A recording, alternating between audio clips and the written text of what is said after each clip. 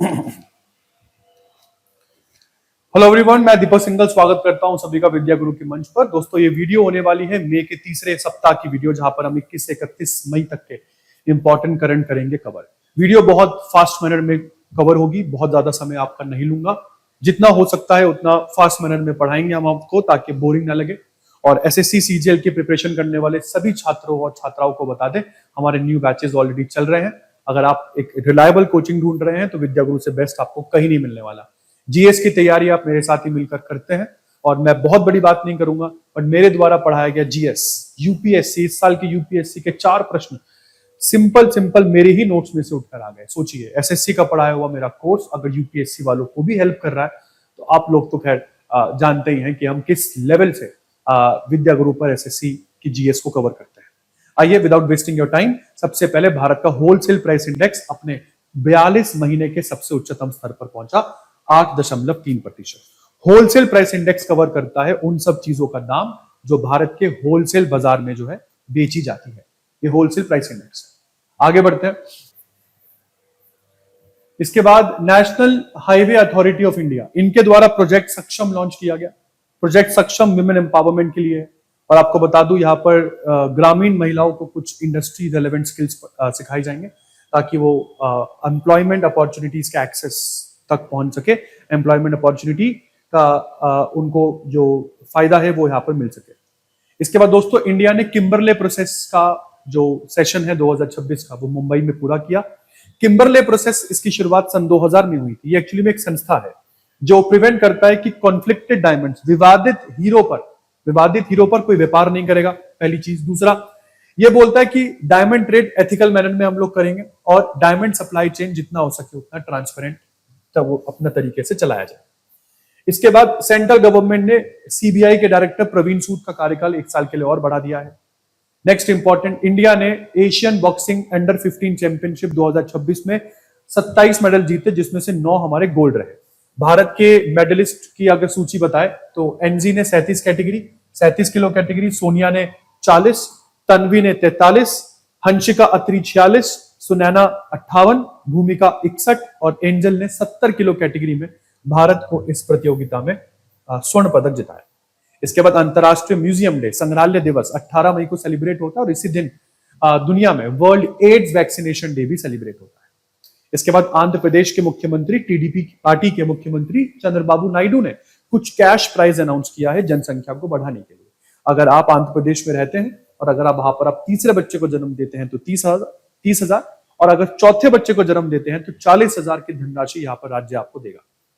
इसके बाद निमापरा पाथा उत्सव 2026 की शुरुआत उड़ीसा के deputy chief minister Parvati Parida, उन्होंने यहां पर करा। निमापरा पाथा उत्सव की शुरुआत उड़ीसा, जगन्नाथपुरी, पूरी उड़ीसा, वहां पर शुरुआत हुई इसकी। आपको बता दूं, ये फेस्टिवल जो है ये traditional Odia culture, youth participation, public awareness campaign, sports activities और रीजनल डेवलपमेंट, सारी चीजों को एक कम्युनिटी फोकस प्रोग्राम में सब चीजों को साथ लेकर आता है। इसके बाद सिक्किम ने इंप्लीमेंट किया आनंद कारज 1909 का अधिनियम। आनंद कारज अधिनियम, आनंद कारज या आनंद मैरिज एक्ट 1909 अधिनियम के लागू नहीं होने की वजह से सिक्किम में जो भी सिख कपल शादी करते थे उनको अपनी शादी हिंदू मैरिज एक्ट 1955 के तहत रजिस्टर करानी पड़ती थी, जबकि भारत में सिखों के लिए अलग से अधिनियम उपलब्ध है तब भी। इसलिए यहाँ पर आनंद मैरिज 1909 जो है वो काफी इंपॉर्टेंट हो जाएगा। प्राइम मिनिस्टर नरेंद्र मोदी अभी हाल फिलहाल में स्वीडन की यात्रा पर थे, और स्वीडन में उनको वहां का सर्वोच्च पुरस्कार royal order of the polar star commander grand cross जो है वो यहाँ पर मिला। इसी के साथ कुलजीत कौर मरहास पहली महिला भारतीय बनी है जिनको मेट्रोलिटिकल सोसाइटी में फेलो के रूप में इनको चुन लिया गया है। तो ये फेलो ऑफ द मेट्रोलिटिकल सोसाइटी जो है अपॉइंट हो चुकी है। फर्स्ट इंडियन वुमेन है जो इस संस्था में अपॉइंट हुई है, और ये तीसरी इंडियन साइंटिस्ट है जिनको ये ऑनर मिला है देवेंद्र लाल और जेएन गोस्वामी के बाद। इसके बाद भारतीय नेवी ने यहाँ पर एक प्रीमियर नेवल सेलिंग नोट की शुरुआत करी है भोपाल के भोजताल में। इसकी शुरुआत करने यहाँ पर इंडियन नेवी के चीफ दिनेश कुमार त्रिपाठी पहुंचे। हालांकि अभी तो ये चीफ नहीं, क्योंकि अब तो ये रिटायर हो चुके हैं, जैसे कि पता है। इसके बाद दोस्तों, इंडिया ने पहली बार सैटेलाइट टैग गंगा के सॉफ्ट शेल टर्टल को काजीरंगा में रिलीज किया। ये of course geo tag turtles है, सॉफ्ट शेल टर्टल्स है। इनका शेल काफी सॉफ्ट होता है और ये गंगा में पाए जाते हैं। और एंडेंजर्ड स्पीशीज डे के अवसर पर ये रिलीज किया गया है 15 मई को, जो सेलिब्रेट किया जाता है। इसके बाद असम के मुख्यमंत्री हिमंता बिस्वा शर्मा, यहां पर इन्होंने इनॉग्रेट किया इंडिया का पहला artificial intelligence powered physical banking branch, किसकी? स्लाइस स्मॉल फाइनेंस बैंक की, गुवाहाटी में। फिजिकल ब्रांच होता है जहां पर डिजिटल और फिजिकल दोनों शाखाओं के इंपॉर्टेंट तत्वों को मिला दिया जाता है। इसके बाद prime minister Narendra Modi Sweden के बाद नॉर्वे की यात्रा पर गए और नॉर्वे में भी इनको grand cross of the royal Norwegian order of the merit पुरस्कार मिला। और इस पुरस्कार के साथ टोटल अंतरराष्ट्रीय सम्मान जो प्राइम मिनिस्टर मोदी को मिले हैं उनकी संख्या बढ़कर पहुंची है 32। इसके बाद आईएएस ऑफिसर सौरभ विजय जी, इन्होंने पदभार संभाला unique identification authority of India के चीफ एग्जीक्यूटिव ऑफिसर के रूप में। Unique identification authority of India वही संस्था है जो आप लोगों के आधार कार्ड को लागू करती है। आपको आधार कार्ड इसी संस्था के द्वारा दिया जाता है। इसके बाद भारत का artificial intelligence powered unmanned combat aerial vehicle Kaal Bhairav, इसकी मैन्युफैक्चरिंग की शुरुआत भारत के बाहर पोर्तुगल में हुई। ये पहली ओवरसीज डेस्टिनेशन है जहां पर भारत के बनाए हुए ड्रोन को मैन्युफैक्चर किया जा रहा है। ऑपरेशन 777 के अंतर्गत हम दुनिया भर के 77 देशों में 7 ग्लोबल हेडक्वार्टर्स बनाना चाहते हैं जहां पर कम से कम भारत के द्वारा बनाए गए ड्रोन्स भारत के बाहर मैन्युफैक्चर हो। भारत की साख इससे और मजबूत होगी। इसके बाद साइंटिस्ट ने डिस्कवर किया है अर्थ पर मौजूद सबसे पुराना एयर सैंपल, कहां पर? अंटार्कटिका के एलन हिल्स रीजन में। एलन हिल्स में जो ये बर्फ की सिल्ली काटी जा रही है, इस सिल्ली में बबल मिले, तो ऑफकोर्स अर्थ के ओल्डेस्ट एयर सैंपल इन सिल्लियों के अंदर रजिस्टर है। तो इन एयर सैंपल्स को लेके जाया जा रहा है एलन हिल रीजन जो कि ईस्ट अंटार्कटिका में पड़ता है। और ये oldest directly dated atmospheric sample है जो अभी तक मिला है। इस पूरे की पूरी आइस में आर्गन आइसोटोप एनालिसिस का इस्तेमाल किया गया और इस आइस के अंदर टैप फंसी हुई हवा के बारे में पता लगाया गया।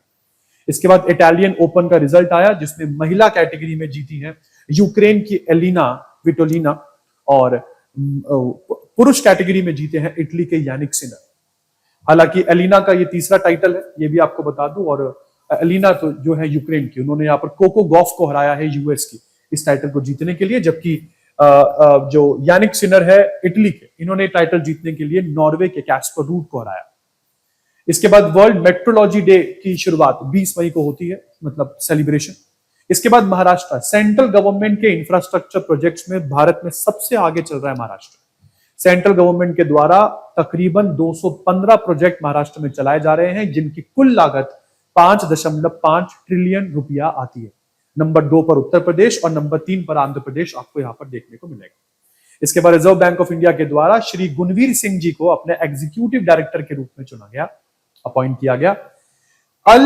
अली फाली खादिम अल जैदी, दोबारा इनका नाम सुन लीजिए, अली फाली खादिम अल जैदी, ये बने हैं इराक के सबसे युवा प्रधानमंत्री, इराक के सबसे youngest prime minister.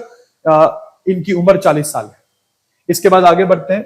CSIR national geophysical research institute के द्वारा बोला गया है कि प्रयागराज से कानपुर के बीच में एक नदी है जो दबी हुई है नीचे, मतलब कभी किसी जमाने में वो नदी बहा करती थी। और प्रयागराज कानपुर रीजन के आसपास ये नदी और कोई नहीं सरस्वती हो सकती है। हालांकि यहाँ पर नेशनल जियोफिजिकल रिसर्च इंस्टीट्यूट ने सरस्वती नदी का नाम नहीं लिया है, वो इस नदी को पेलियो चैनल कहकर पुकार रहे हैं। इसका मतलब क्या, हमारे शास्त्र इस बारे में पहले से ही जानते थे कि संगम जहां पर प्रयागराज में, जहां पर गंगा यमुना और सरस्वती नदी मिलती है, क्या सही में संगम में तीसरी नदी सरस्वती ही थी? और अगर थी तो क्या हम सही कह रहे थे? इसके बाद 21 मई को सेलिब्रेट होता है एंटी टेररिज्म डे। इसी दिन जो हमारे भारत के सबसे युवा प्रधानमंत्री है राजीव गांधी, उनका कत्ल करवा दिया गया। आगे बढ़ते हैं। यूनाइटेड नेशन ने भारत का जीडीपी फोरकास्ट थोड़ा सा बदला है। पहले ये कह रहे थे कि हमारे वित्तीय वर्ष 2026 में भारत की जीडीपी 6.6% रहने का अनुमान है, बल्कि ये अब कह रहे हैं कि नहीं, 6.4% रहने का अनुमान है। इसके बाद इंडिया ने रीजनल कोऑपरेटिव एग्रीमेंट 2026 की चेयरमैनशिप भारत ने संभाली। और आपको बता दूं ये अनाउंसमेंट नवी मुंबई में इस पूरी संस्था के 28वीं बैठक के दौरान लिया गया।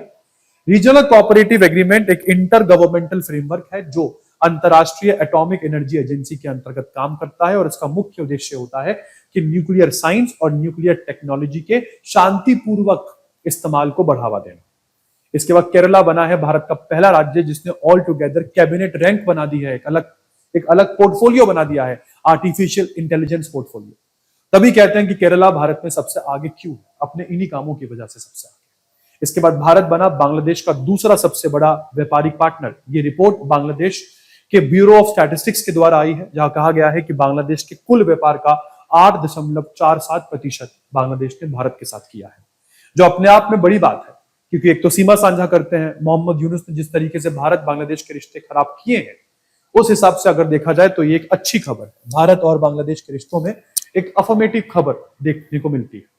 इसके बाद प्राइम मिनिस्टर नरेंद्र मोदी जब इटली की यात्रा में थे, तब इनको फूड एग्रीकल्चर ऑर्गेनाइजेशन के द्वारा एग्रीकोला मेडल से सम्मानित किया गया। अच्छा, क्यों दिया गया इनको एग्रीकोला मेडल?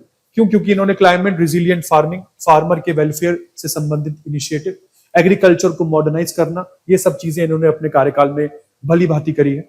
दूसरी इंपॉर्टेंट चीज, फूड एंड एग्रीकल्चर ऑर्गेनाइजेशन का हेडक्वार्टर भी इटली के रोम में है। आगे बढ़ते हैं। जब इटली में थे प्राइम मिनिस्टर नरेंद्र मोदी, तब यहां पर अनाउंसमेंट की गई कि भारत और इटली अब अपने द्विपक्षीय समझौते को स्ट्रैटेजिक समझौते में कन्वर्ट करने जा रहे हैं। यहां पर प्राइम मिनिस्टर नरेंद्र मोदी और इटली की प्राइम मिनिस्टर जॉर्जिया मेलोनी ने मिलकर इस चीज का ऐलान किया। आगे प्रगति 2026 की तरफ बढ़ते हैं। प्रगति 2026 एक बहुपक्षीय सैनिक अभ्यास है जो भारत के मेघालय के अमरोई मिलिट्री स्टेशन में चल रहा है, जहां पर टोटल में 12 देश आपको यहां पर दिखेंगे, जहां पर Bangladesh, Bharat, Sri Lanka, Bhutan, Nepal, US, England, Japan, ऐसे कई सारे देश आपको यहां पर देखने को मिलेंगे। इसके बाद हरियाणा के द्वारा श्रम मित्र एप्लीकेशन को लॉन्च किया गया। लेबर हायरिंग सिस्टम को पूरी तरीके से डिजिटलाइज करने की तैयारी है। यहां पर लेबर चौक पर जो लोग बैठकर काम ढूंढते रहते हैं, उनको अब काम ढूंढने से निजात मिलेगी। आपको काम ढूंढने के लिए कहीं और नहीं जाना पड़ेगा। डिजिटल तरीके से आपको काम आपके घर तक मिलेगा, आपको एप्लीकेशन के जरिए हायर किया जाएगा। इसके बाद गवर्नमेंट ने यहाँ पर जीवन और शतायु दो एप्लीकेशन जो है वो सीनियर सिटीजन के लिए लॉन्च करी है, जिसमें जीवन का मतलब है joint elderly empowerment and virtual assistance network, और शतायु का मतलब है senior holistic care assistance and training for your utility.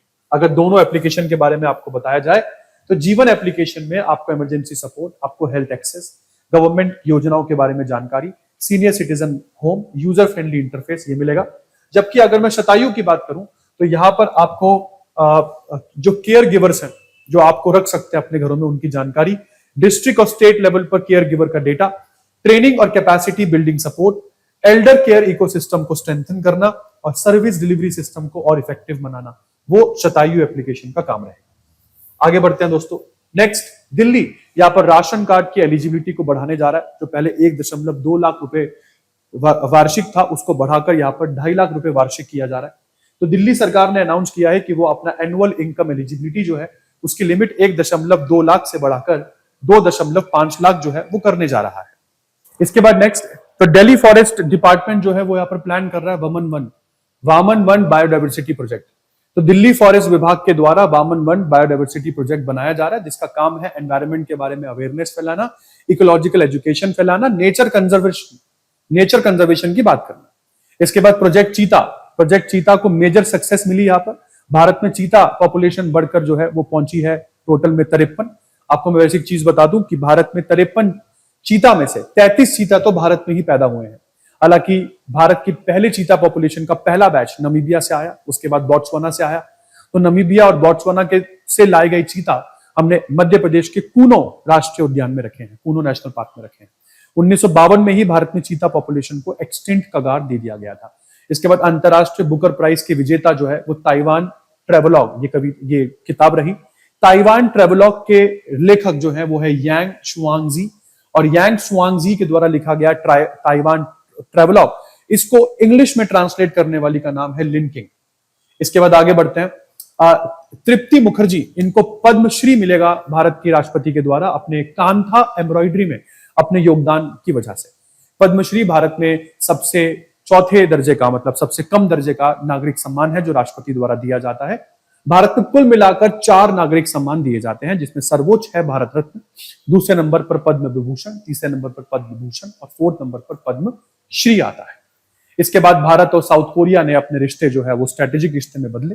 कैसे? राजनाथ सिंह अभी हाल फिलहाल में यात्रा पर गए हुए थे दक्षिणी कोरिया की, जहां पर उन्होंने इंडियन वॉर मेमोरियल को इनॉग्रेट किया। ये वो मेमोरियल है उन भारतीय सैनिकों की याद में जो कोरियन वॉर 1950 से 53 के बीच में जो चला, जो कोरियन वॉर के समय साउथ कोरिया में मौजूद थे।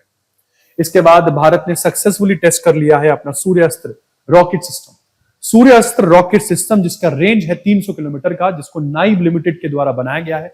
इसको उड़ीसा कोस्ट के पास जो है वहां पर टेस्ट किया गया है। उड़ीसा के पास चांदीपुर एक आपके पास एक वो है इलाका जहां पर हम मिसाइल्स वगैरह को टेस्ट करते हैं।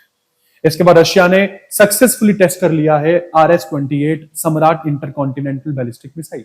सम्राट इंटरकॉन्टिनेंटल बैलिस्टिक मिसाइल सिस्टम, आपको बता दूं, इसको नेटो देश सेटन के नाम से जानते हैं, इसको सेटन 2 कहते हैं। व्लादिमीर पुतिन के हिसाब से दुनिया की सबसे पावरफुल मिसाइल सिस्टम है RS-28। इसके बाद कामी रीटा शेरपा, जिनकी उम्र 56 वर्ष है, इन्होंने माउंट एवरेस्ट को रिकॉर्ड 32वीं बार चढ़ा है। 1992 में इन्होंने अपना माउंटेनियरिंग करियर शुरू किया था। 1994 में इन्होंने पहली बार माउंट एवरेस्ट को चढ़ा था और आज की डेट में ये 32 बार माउंट एवरेस्ट को चढ़ चुके हैं। नेपाल के शेरपा कामी रीटा। इसके बाद ईस्ट बंगाल की फुटबॉल टीम ने यहां पर जीत लिया है इंडियन सुपर लीग टाइटल पहली बार। इन्होंने 22 साल के लंबे इंतजार के बाद ये डोमेस्टिक लीग चैंपियनशिप अपने नाम करी। इन्होंने इंटर काशी की टीम को 2-1 से हराया। और इसी के साथ दोस्तों ये है वीडियो का अंत। आई होप आपको पूरा करंट अच्छे से समझ में आया होगा and this is going to be very very important for your upcoming CGL exams. इसी तरह की वीडियो देखने के लिए हमें अभी फॉलो कीजिए। और अगर आप रिलायबल बैचेस को खोज रहे हैं जहां पर एसएससी सीजीएल की तैयारी बहुत रिलायबल मैनर में करवाई जाती है, तो विद्या गुरु से अच्छा ना कोई है, ना कोई था और ना कोई होगा। I guarantee you. So this is Deepak Singhal signing off. मिलते हैं बहुत ही जल्द नेक्स्ट वीडियो में। तब तक अपना ध्यान रखिए, घर पर रहिए, सुरक्षित रहिए।